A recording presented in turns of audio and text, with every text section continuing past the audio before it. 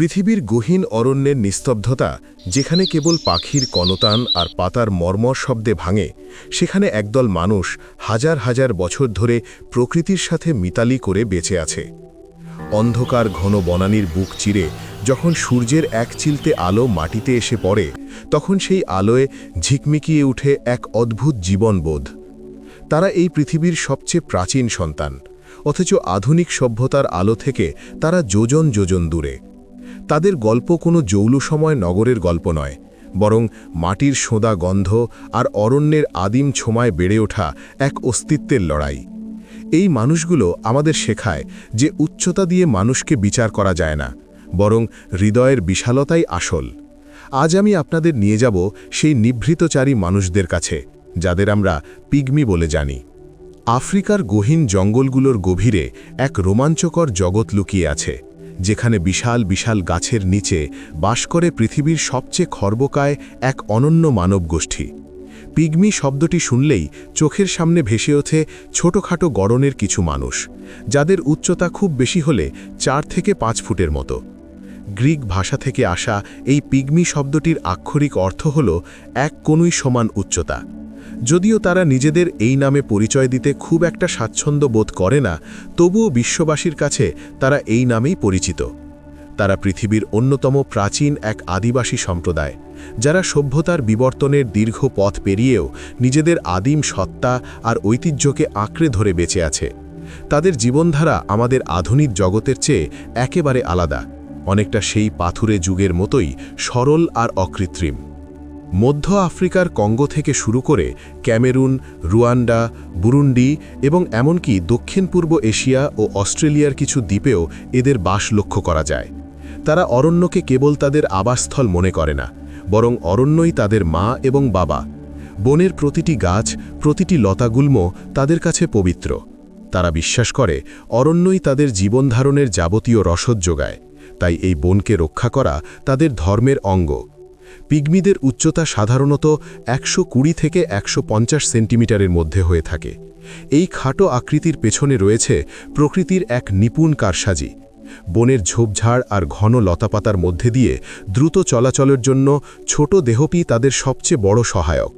তাদের এই অবয়ব তাদের অরণ্যের প্রতিকূল পরিবেশে টিকে থাকতে সাহায্য করে। এই মানুষগুলোর জীবন কাটে শিকার আর বনজ খালমূল সংগ্রহের মধ্য দিয়ে। তারা খুব দক্ষ শিকারী। ছোট তীর ধনুক নিয়ে তারা বনের গভীরে ঘুরে বেড়ায় এবং ছোট জানোয়ার থেকে শুরু করে কখনো কখনো হাতির মতো বিশাল প্রাণীও শিকার করে ফেলে। মধু সংগ্রহ তাদের জীবনের এক অবিচ্ছেদ্য অংশ। উঁচু গাছের মগডালে উঠে অবলীলায় তারা মধু পেড়ে নিয়ে আসে, যেন এটা তাদের প্রতিদিনের এক সহজ খেলা। তাদের খাদ্যাভ্যাস খুবই সাধারণ। বনের ফল, মূল, বুনো মধু আর শিকার করা পশুর মাংসই তাদের প্রধান আহার।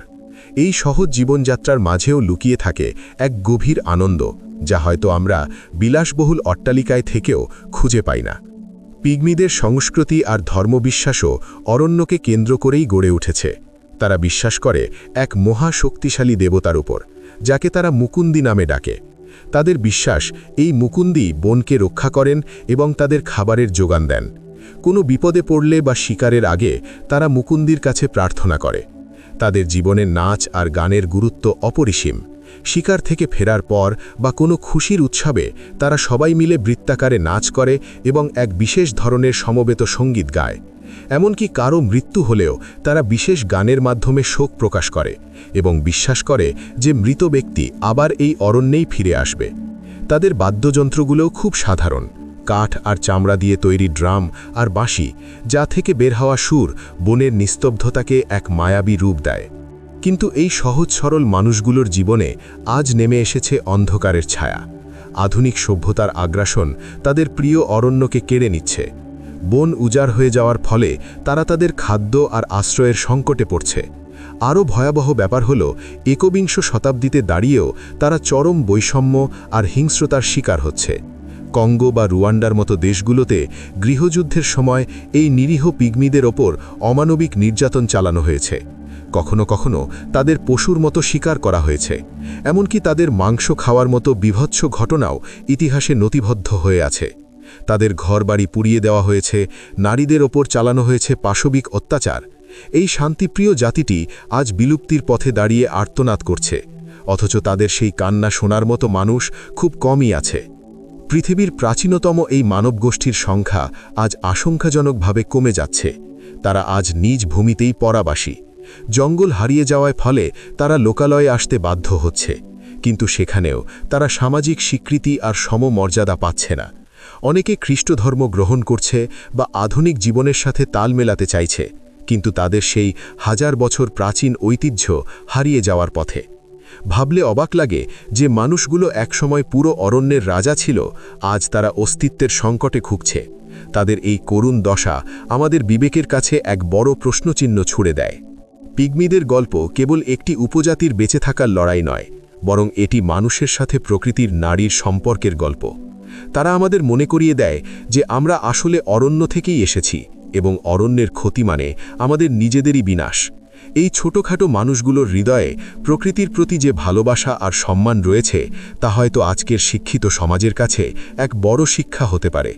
তাদের হাসি, তাদের গান আর তাদের সরল জীবনবোধ আমাদের এই অস্থির পৃথিবীতে শান্তির এক অমূল্য বার্তা দেয়। আসুন আমরা এই প্রাচীন মানবজাতির কথা ভুলে না যাই। তাদের অধিকার রক্ষা করা এবং তাদের এই মায়াবী অরণ্যকে টিকিয়ে রাখা আমাদের সকলের দায়িত্ব। কারণ যদি কোনোদিন এই পৃথিবীর শেষ পিগমি মানুষটিও হারিয়ে যায়, তাহলে আমরা চিরতরে হারিয়ে ফেলব আমাদের শেকড়ের এক বড় অংশ। প্রকৃতির এই আদিম সন্তানের গল্প বেঁচে থাকুক আমাদের চেতনায়, তাদের অস্তিত্ব টিকে থাকুক পৃথিবীর গহীন অরণ্যের প্রতিটি পাতায় পাতায়। এই পৃথিবীটা সবার, আর এই বৈচিত্র্যই পৃথিবীর আসল সৌন্দর্য। পিগমিদের এই জীবনগাথা আমাদের শেখায় সহাবস্থান আর সহমর্মিতার গুরুত্ব, যা আজকের পৃথিবীতে সবচেয়ে বেশি প্রয়োজন।